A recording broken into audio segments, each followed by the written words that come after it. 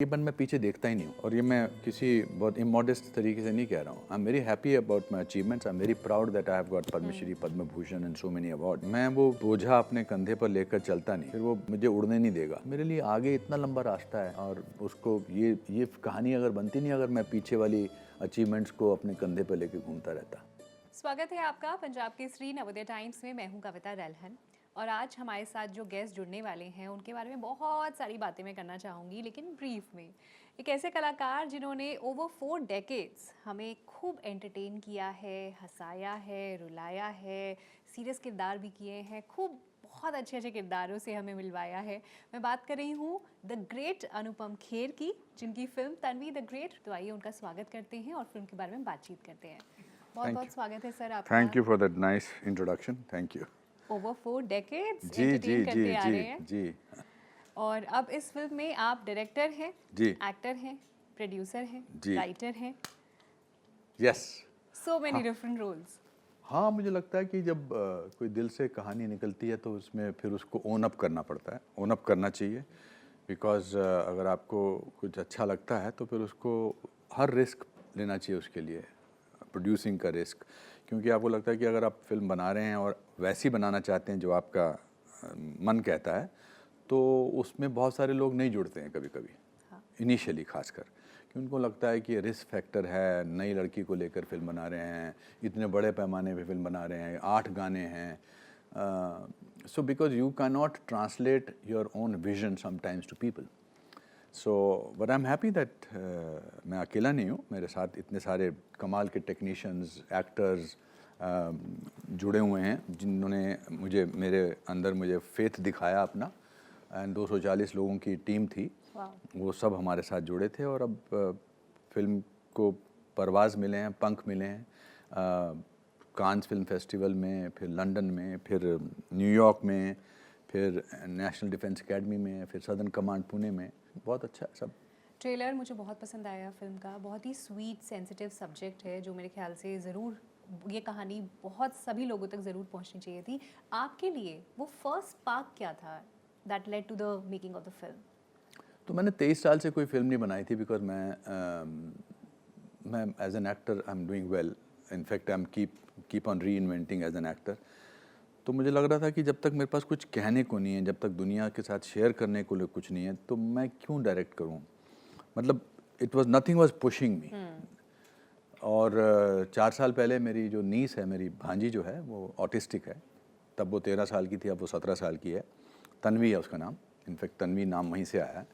और हम सब शादी में थे, मेरे भाई की बेटी की शादी थी वृंदा की, और गुड़गांव में ही फार्म हाउस में हम सब लोग डांस कर रहे थे, गा रहे थे, पी रहे थे, खा रहे थे। और तन्वी जो थी वो अकेली एक पहाड़ को देख रही थी। तो हम उसको जाके मैंने पूछा, तन्वी तुम क्या देख रही हो? तो उसने कहा मैं अपनी दुनिया देख रही हूँ। अब बात तो बहुत एक सेंटेंस की थी, एक वर्ड की थी, दुनिया देख रही हूँ, मगर उसकी दुनिया क्या थी मैं समझ नहीं पाया और वो नहीं समझा पाई। तो वहाँ से इसका बीज उठा था। और तन्वी हमेशा, और गाती बहुत अच्छा है, उसको कभी बोलो गाना गा दो वो गा पड़ती है। मैंने उसके अंदर कभी कोई खोट या मैनिपुलेशन नहीं देखा। तो मुझे लगा कि आयरॉनिकली दुनिया में जो अच्छा इंसान है वो आज की डेट में ऑटिस्टिक है। एंड ऑटिस्टिक के पॉइंट ऑफ व्यू से अगर मैं अच्छाई की कहानी दुनिया को बताना चाहता हूँ तो उसको हमने फिर मद्देनज़र रखा। और ये तो एक 22 साल की एक लड़की की कहानी है जो ऑटिस्टिक है, जो आर्मी बैकग्राउंड अपने परिवार से आती है, और वो अपने दादाजी के पास 8-9 महीने गुजारने जाती है म्यूज़िक सीखने के लिए बमन ईरानी जी से। और वहाँ पर वो आर्मी का एटमॉस्फेयर देख के एक दिन दादाजी को कहती है कि मुझे आर्मी ज्वाइन करनी है। फिर जब उसको अपोजिशन मिलता है, because she is not fit, and ऐसा लगता नहीं है, हम सब ढर्रे पे सोचते हैं कि एक ऑटिस्टिक इंसान कैसे कर सकता है, तो वो और ज़िद्दी हो जाती है। तो ये रेजिलियंस की कहानी है, नॉट गिविंग अप की कहानी है। And Tanvi is very funny. Tanvi is not serious kind of person. तो जिनको हम डिफरेंटली एबल्ड समझते हैं, दरअसल वो हमसे बहुत ज़्यादा एबल्ड हैं, क्योंकि उनमें मैनिपुलेशन नहीं है, उनमें बुराई नहीं है। इनफैक्ट वो हमको एक ज़ू के पिंजरे में देखते हैं जहाँ हम लोग अंदर हैं, और वो कहते हैं कि ये देखो कितने कमीने किस्म के लोग हैं, कितने मैनिपुलेटिव लोग हैं, कितने मक्कार लोग हैं। कितने दुख पहुंचाने वाले लोग हैं. So I wanted to make a film about empowerment of goodness. कि ये बात मुझे बहुत अच्छी लगी कि जितने भी अच्छे लोग हैं वो ऑटिस्टिक लोग हैं. हाँ बिल्कुल. हाँ जी. जिनके अंदर कोई बुराई सोचने की उनमें शक्ति नहीं, मतलब अंदर वो उनका वो मैन्युफैक्चर में ही नहीं है. साफ दिल है. हाँ जी. Looking at the poster sir, यहाँ पे कितने सारे दिग्गज अपने अच्छे अच्छे कलाकार लिए हैं. कास्टिंग की अगर हम बात करें सो मैं इन सब की भी पूरा प्रोसेस क्या रहा कास्टिंग का, and why did you choose Shubhangi for the main character? Because I always wanted a new girl for this, because लोगों को नहीं लगना चाहिए कि सो एंड सो एक्ट्रेस ने ऑटिस्टिक लड़की की कहानी एक्टिंग अच्छी की, बिकॉज फिर वो उस एक्ट्रेस की कहानी बन जाती. मैं हमेशा से चाहता, जैसे अगर सारांश में मैं संजीव कुमार को बीच में लेने की बात थी तो it would have not been the same film. मेरी कोई इमेज नहीं थी जी. आज मैं अगर सारांश को करूँगा तो वो लोग कहेंगे अनुपम खेर ने बीवी प्रधान के रोल को अच्छा किया. सो आई ऑलवेज वांटेड, मैं एक्टिंग स्कूल चलाता हूँ, मैं चाहता था कि एक नई लड़की हो, और मैं मास्टर क्लास करता हूँ अपने थर्ड ईयर जो 3 महीने का बैच करते हैं, और उसमें मैं एक एक्सरसाइज करता हूँ जिसको कहते हैं रीबर्थ. तो रीबर्थ में क्या होता है कि आई ब्रिंग द स्टूडेंट्स, उनको आंखें बंद करके कहता हूँ वापस जाओ अपने जीवन में, और फाइनली आप अपने माँ की कोख में हो. माँ की कोख में आपका क्या एक्सप्रेशन होगा वो दिखाइए आप. तो फिर मैं उनका वीडियो लेता हूँ, सब आंखें बंद करके उस इमेजिनेशन में गए होते हैं. तो शुभांगी का एक्सप्रेशन ऐसा था कि मुझे लगा ये वाकई अपनी माँ की कोख में है. इट हैड नथिंगनेस, और नथिंगनेस पेश करना सबसे मुश्किल होता है. यू नो, ज़ीरो सबसे ज़्यादा डिफ़िकल्ट होता है. एंड फिर हमने इसको बुलाया और इससे 6 महीने तक हमने अलग अलग इम्प्रोवाइजेशंस करवाई. इसको नहीं बताया कि हम रोल आपको दे रहे हैं. और फिर 6 महीने बाद, और ये बहुत इसका सबसे अच्छी बात थी, बुरा करती थी अच्छा करती थी, लेकिन she was very prompt in sending the auditions. 2 घंटे के अंदर भेजती थी. अगर रात को 11 बजे बोले तो 11:30 भेज देती थी. So that I think is very important, earnestness. और फिर और मुझे भी आइडिया नहीं था कि मैं तन्वी को कैसे फिज़िकली देखना चाहता हूँ, बिकॉज जो हमारी तन्वी है वैसी नहीं चाहिए थी मुझे. एक सिनेमैटिक ट्रूथ होता है जो ट्रूथ से अलग होता है, उसकी ऑथेंटिसिटी सेम होती है, उसकी आत्मा सेम होती है, मगर एक सिनेमैटिक ट्रूथ बनाना पड़ता है. In fact it help me seeing her create Tanvi, and then I said हाँ ऐसी होनी चाहिए. Then after 6 months we told her that you are doing the lead role. हमने इसको कहा कि आपको अपने सोशल मीडिया को बंद करना पड़ेगा, आपको किसी के साथ फ़ोटो नहीं खिंचानी पड़ेगी, because I wanted a complete new surprise for the world to see her. तो ऐसे इसकी कास्टिंग हुई है. ओके. और बाकी सब किरदार के बाकी बारे में? सब मैं चाहता था, मैं करण को चाहता था कि वो यंग तन्वी के फादर का रोल करें. मैं हमेशा अरविंद स्वामी को ही चाहता था उस रोल में. बमन भी, और जैकी जी एक दिन हमारे फिल्म के मैंने गाने 1 साल पहले रिकॉर्ड कर लिए थे. Okay. I had a vision how I want the songs to be. तो उसके लिए मुझे लगा मैं पहले से सारे गाने रिकॉर्ड कर लेता हूँ. और एक दिन मेरे दोस्त हैं तो मैं इनको गाना सुना रहा था, तो ये इनकी आंख से बहुत सारे आंसू बहने लगे. उन्होंने कहा मैं इस फिल्म का पार्ट होना चाहता हूँ. Then we wrote that character was not so big. Now it is very important. And Baman always, he knew that I wanted him to play Raza साहब जो म्यूज़िक टीचर है.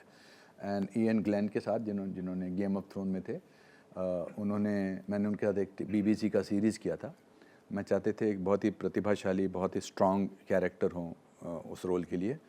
हाँ, पल्लवी की मदर के रोल के लिए, मतलब तन्वी की मदर के रोल के लिए मैंने 2-3 एक्ट्रेसेस से पूछा था जी. और फिर फाइनली पल्लवी जी इसको रोल कर रही हैं. I am very happy about it. बिल्कुल बिल्कुल. Even we are happy looking at the cast and looking at the subject. It's also a cast of good people. So I've collected a team of good-hearted people, warm people, nice people. और मैं बताना चाहता हूँ क्योंकि मेरे financial problem हुआ था film शुरू करने से पहले, तो मैंने इनसे कहा कि मैं आपको फिल्म कंप्लीट होने के बाद या जब बिकेगी तो दूंगा पैसे. तो इन सब ने एक ही बात कही कि हमने मांगा क्या. So I must say thank you to all these 4 characters, 4 actors, Pallavi, Boman, Jackie and Arvind Swami. They have not taken money from me till today. How nice is that. और फिल्म इंडस्ट्री के बारे में ऐसी धारणा है कि नहीं, ऐसा होता नहीं है. दोस्ती नहीं होती, रिलेशंस, फ्रेंडशिप नहीं चलती. नहीं होते. दोस्ती का इनफैक्ट दोस्ती का प्रोफेशन से कुछ लेना देना नहीं होता. आप किस प्रोफेशन में हैं, ज़रूरी नहीं है। हाँ, but they have been very kind to me. Sir अगर आपकी फिल्मोग्राफी की बात की जाए तो आपने 1984 में सारांश के साथ डेब्यू किया था और उस वक्त आपकी एक्टिंग के लिए आपको इतने ज़्यादा प्रेजेस मिले थे, इतना ज़्यादा लोगों ने अप्रिशिएट किया था। एक डेब्यू करना और डेब्यू के साथ इतनी सारी तारीफ बटोरना ये बहुत अनकॉमन चीज़ है, कॉमन नहीं है। एक एक्टर ग्रो करता है डेब्यू के बाद धीरे धीरे अपनी और फिल्मों से, धीरे धीरे और कहते हैं ना सोना जैसे निखरता है वैसे। लेकिन उसके बाद क्या आपके लिए और ज़्यादा चैलेंजिंग हो गया? बिकॉज एक बार लोगों ने आपका पीक देख लिया कि हाँ यू आर बेस्ट, तो उसके बाद फिर बेस्ट से और ऊपर जाना क्या मुश्किल था? मुझे लगता है कि ज़िंदगी जो है 20% एक्साइटमेंट है, 80% मोनोटनी है। जैसे आप इंटरव्यू लेते हैं, सारे इंटरव्यू अच्छे नहीं होते हैं, डिपेंड करता है कि कौन किसका आप इंटरव्यू कर रही हैं। उसी तरह से मेरे लिए काम रोज़ करना बहुत इम्पॉर्टेंट है। रोज़ सुबह निकल जाओ, मेकअप करो, काम से ही काम मिलता है। पर मैं ये गर्व से कह सकता हूँ कि मेरी 540-545 फिल्मों में ऐसी बहुत सारी फिल्में होंगी जिनके बारे में मैं गर्व महसूस कर सकता हूँ। बट यस, सारांश जैसी बात नहीं होगी, and that is the same thing that will happen to our Shubhangi. ये उसकी सारांश है। और तब तो इतना मीडिया भी नहीं होता था, अब तो एक ही आपका ट्रेलर आया और आपको पसंद किया गया एंड रातों रात आप स्टार बनने के चांसेस हैं, जो कि ये बनेगी। बट इसका ये इस पर प्रेशर भी रहेगा कि ये क्या करेगी इसके बाद। Right. She has sung the songs of different flavors. She has performed so well in the film, so well. And this I am saying not as a director. This I am saying as a teacher. And so, but ठीक है। I think सारांश जब आई थी मेरे लिए, मैं बहुत खुशकिस्मत था कि मुझे वो फिल्म मिली। आज भी 40 साल बाद लोग सारांश की बात करते हैं। पर अगर मेरी पहली फिल्म सारांश नहीं होती तो मैं शायद यहाँ ना बैठा होता। उसने मेरे को इतना परिपक्व कर दिया था, उसने मेरी जड़ें इतनी मजबूत कर दी थी कि मैं सरवाइव कर सका 40 साल तक। आज when you look back at your career, तो कौन सी ऐसी अचीवमेंट्स हैं जिनको देखकर आप बहुत ज़्यादा प्राउड फील करते हैं? बिकॉज आपको पद्मश्री भी मिला है, पद्म भूषण भी मिला है, कितने सारे टॉप अवार्ड्स आपको मिले हैं। सो बट प्राउड आपको शायद ये बात अजीब लगेगी, पर मैं पीछे देखता ही नहीं हूँ। और ये मैं किसी बहुत इमोडेस्ट तरीके से नहीं कह रहा हूँ। I am very happy about my achievements. I am very proud that I have got Padmashri, Padma Bhushan and so many awards.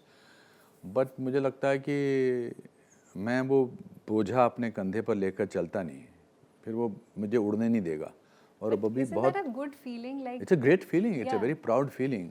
But आपने पीछे मुड़ के देखने की बात कही ना, मेरे लिए आगे इतना लंबा रास्ता है और उसको ये कहानी अगर बनती नहीं अगर मैं पीछे वाली अचीवमेंट्स को अपने कंधे पर लेके घूमता रहता। सो आई एम आगे हैप्पी। आपने कहा इतना लंबा रास्ता है, कौन सी ऐसी चीज़ है जो अभी भी करनी बाकी है? पता नहीं, लाइफ के बारे में अगर पता होता तो क्या पता। बट ये है कि I don't take myself seriously, I don't take my, I am very proud of the fact that I have achieved this wherever I have reached, but it's okay, it's fine. ऐसा, और मैं बिल्कुल मैं ऐसा नहीं कह रहा कि मैं देखूँ कितना, नहीं, मैं बहुत एम्बिशियस हूँ। मैं अभी भी चाहता हूँ कि ये दुनिया की सबसे बेहतरीन फिल्म हो, क्योंकि हमने इसमें 4 साल बहुत काम किया है, बहुत मेहनत की है, सब डिपार्टमेंट्स ने। म्यूज़िक इसका कमाल का है, इसके जो गाने कौसर मुनीर जी ने लिखे हैं और आउटस्टैंडिंग, लोगों को बहुत अच्छे लगेंगे। मैं ये हमेशा कहता हूँ कि this is a film from India for the world. Absolutely, I am sure लोगों को बहुत पसंद आने वाली है। थिएटर्स बिल्कुल पैक होने वाले हैं इस फिल्म के लिए, and wishing you all the very best. Thank you so much, thank Thank you, you, sir. Thank you, take care.